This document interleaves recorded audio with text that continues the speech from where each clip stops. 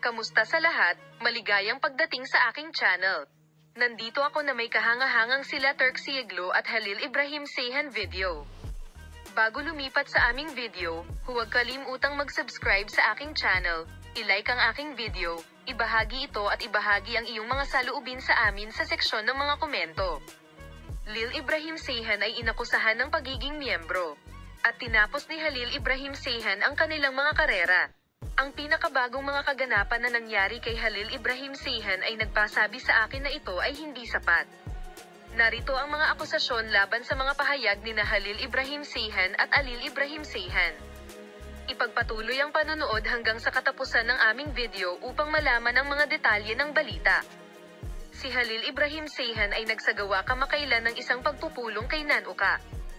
Kapansin-pansin na dumalo rin sa pulong na ito ang mga kaibigan ni Nanuka mula sa Georgia. Ayon sa pinakahuling balita, ang isa sa mga pangalang ito ay may napakataas na criminal record. Napag-alaman na ang miyembro ng gang na ito ay pumunta sa Turkey upang maglaban ng pera. Pagkatapos ng insidenteng ito, si Halil Ibrahim Seyhan ay idinagdag sa mga sospek at si Halil Ibrahim Seyhan ay dinala sa istasyon ng pulisya upang tumstigo. Ano sa palagay mo ang isyong ito? Halil Ibrahim Seyhan, sa palagay mo, makikipagkita pa ba siya kay Nanuka pagkatapos ng insidenteng ito? Sa palagay ko ay hindi makikita ni Halil Ibrahim Seyhan ang Loika. Hindi ako naniniwala na makikilala muli ni Alil Ibrahim Seyhan si Anuka.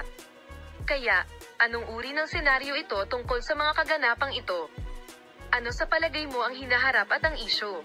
Palem, makita ka sa mga bagong video.